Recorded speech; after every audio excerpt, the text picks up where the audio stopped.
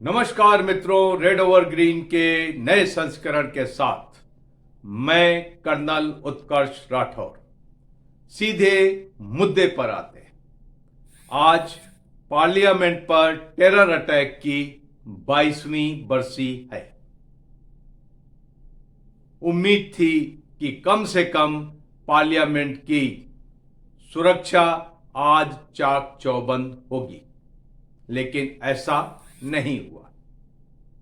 Parliament के अंदर 2 visitors आते हैं और वेल में स्मोक कैनिस्टर फेंकते हैं और विजिटर्स गैलरी से वेल में दाखिल होते हैं।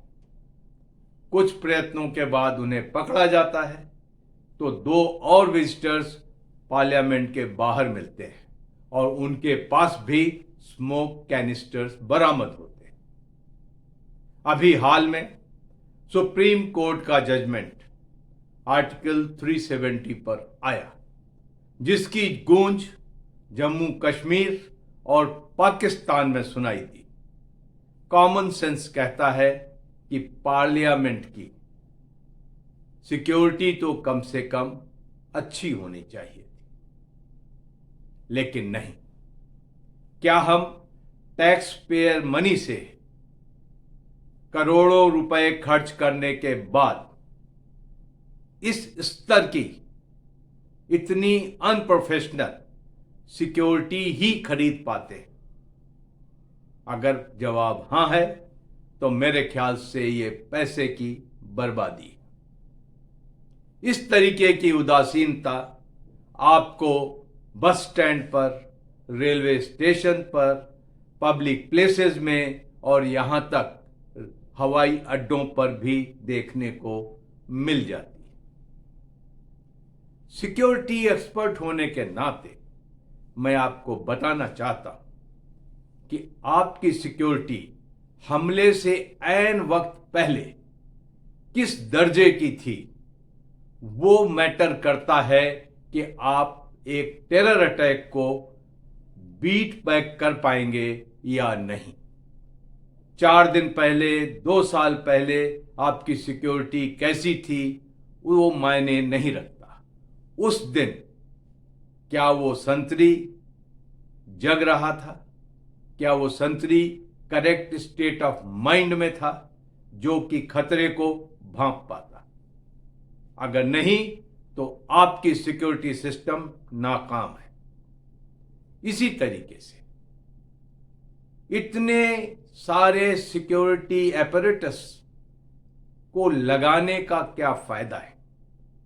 मैं हमेशा कहता हूं कि ह्यूमन इंटरफेस को सिक्योरिटी में टेक्निकल इंटरफेस कभी रिप्लेस नहीं कर सकता।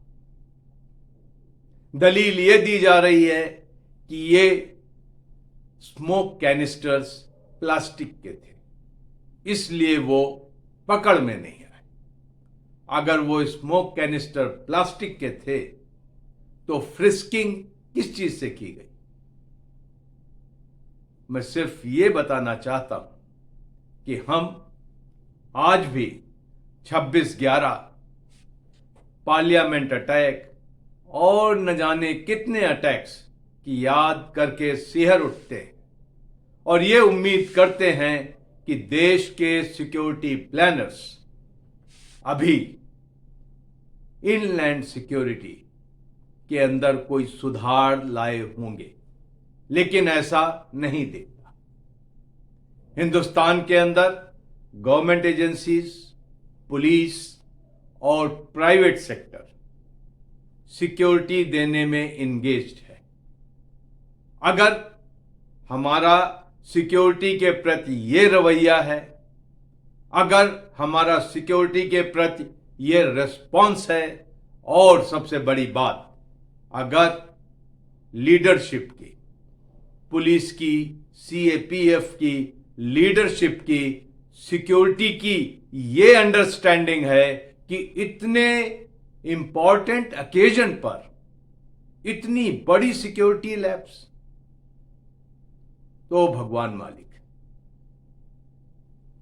याद रहे कि इस सिक्योरिटी लैब्स को कोई सीमा पार स्टडी कर रहा होगा। इस सिक्योरिटी लैप्स से सीख लेकर सीमा पार कोई न कोई जाल बिना जा रहा होगा। आज के लिए सिर्फ इतना ही, लेकिन जाते जाते मैं ये कहना चाहता हूं कि आज जो हुआ निहायत शर्मनाक और अफसोसनाक है। जय हिंद।